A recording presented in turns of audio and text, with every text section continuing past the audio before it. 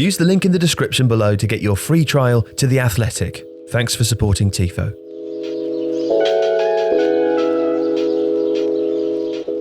The proposed takeover of Newcastle United by Saudi Arabia's public investment fund will, if it goes ahead, arm the club with the most affluent owners in world football.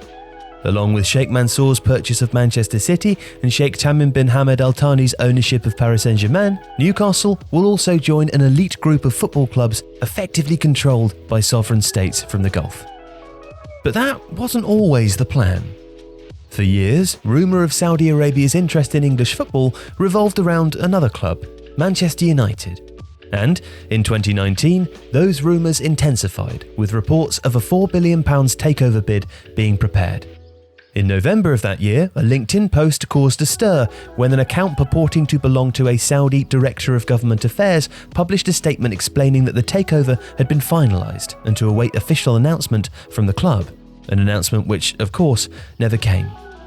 Now, the Newcastle takeover rules out Manchester United as far as the PIF is concerned, which begs the question, why choose Newcastle United over Manchester United? Well, superficially, they were not an obvious choice. Newcastle lacks a large international airport, it's a long way from London, the city most commonly associated with overseas investment in the UK, and whilst the club is renowned for its loyal support, they haven't won a major trophy since 1969. Manchester United, by contrast, are a market leader. They're one of the biggest sporting brands in the world and have a decadent history of sporting success. But there are other, more subtle reasons why Newcastle United were a more attractive proposition. Manchester United have an expectant support, creating both an immediate appetite for silverware and a pressurised environment. And more importantly, they're not openly for sale. Whereas Mike Ashley made it abundantly clear that he wished to be rid of Newcastle United. With the club's fans more than reciprocating that sentiment, Manchester United have never courted buyers in nearly the same way. The Glazers, on the other hand, would only be interested in relinquishing a minority position, an offer that doesn't really tally with Saudi Arabia's objectives. They weren't going to pay up to £1 billion to have no control over a football club, or to at best possess very limited voting power. And while Saudi Arabia's sovereign wealth fund may be worth $260 billion, its mission statement is still to make sensible economic investments to diversify the country's economy. If the Newcastle project is handled correctly, there's no reason why the Saudis couldn't match what their Gulf neighbours have managed at Manchester City and PSG, where those assets have tripled in value. City's owners have already shown that you don't have to buy a market leader to achieve success, while their investment in the local area has cemented their bond with City fans and earned them positive headlines. Emirati brands such as Etihad and Abu Dhabi itself have also benefited from the link with the beautiful football that Pep Guardiola's team play. Now, it would have been very different though if City were still second-class citizens in Manchester. Failure at Old Trafford would reflect badly on a country with Saudi's ambitions, whereas Newcastle offer a much more forgiving crowd. And with Manchester United already believed to be worth an estimated £4 billion, it's also hard to see how much upside there is for a new owner, particularly as the Glazers have so aggressively exploited sponsorship opportunities over the last 5 years. There are only so many more mattress and noodle partners that even they can accommodate. So the question becomes, are Manchester United actually too big to sell? Well, as a guide, it's thought that £3 billion would be rejected by the Glazers, £5 billion would be enough, but that £4 billion would start a conversation. But the cost of this deal, of course, isn't just in the valuation. To increase the value of the asset, money would need to be spent.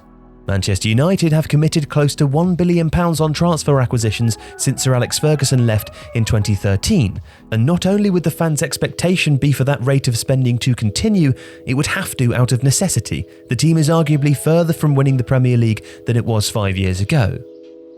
And anyone buying the club would also have to invest in the stadium. Old Trafford's 76,000 capacity makes it the biggest club stadium in the country, but it looks increasingly old-fashioned compared with the country's best and is showing signs of wear and tear. With the Glazers already making enough money from the club's commercial operations, improving the stadium or even completely rebuilding it just isn't a priority. Further to which, the value in expanding or renovating Old Trafford is questionable. The primacy of corporate seating is not what it is in London, where, for instance, Arsenal are able to draw a third of their matchday income from just 8,000 premium seats. And the clubs in general are able to charge all fans more per ticket. Conservatively then, the cost of not just buying Manchester United but being able to develop and evolve the club in a meaningful way is probably closer to £5 or £6 billion over a lengthy tenure. And who has that kind of money? Well, the cost already rules out Britain's wealthiest man, Jim Ratcliffe. A consortium of wealthy investors like Liverpool's FSG might be feasible, but FFP restrictions and diplomatic tensions make a Russian oligarch unlikely, and the Saudi purchase of Newcastle has potentially brought an end to the era of the Sovereign Wealth Fund. Chinese investment is a possibility, but with the exception of Fosun International's ownership of Wolverhampton Wanderers, owners from the Far East have had very mixed success in Europe and typically targeted a different profile of club. Large tech companies with huge cash reserves could afford it, but Amazon, Facebook, Google and similar entities are more likely to bid for Premier League broadcasting rights packages. In Amazon's case, that step has already been taken, creating a conflict of interest that effectively prohibits the future acquisition of a club.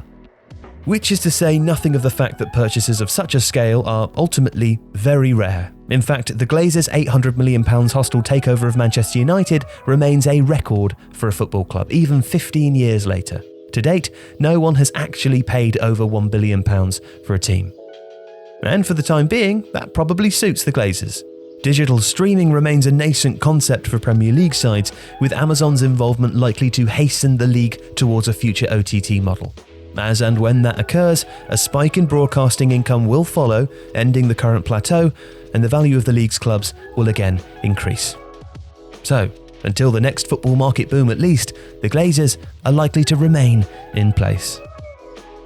If you enjoy Tifo's videos, please consider supporting us by signing up to a free trial of The Athletic. Today's video was made possible by the reporting of Matt Slater, The Athletic's football investigations reporter. To read more of his work and the fantastic work of Manchester United correspondent Laurie Whitwell, please use the link in the description for your free trial. And join us at The Athletic. Thanks.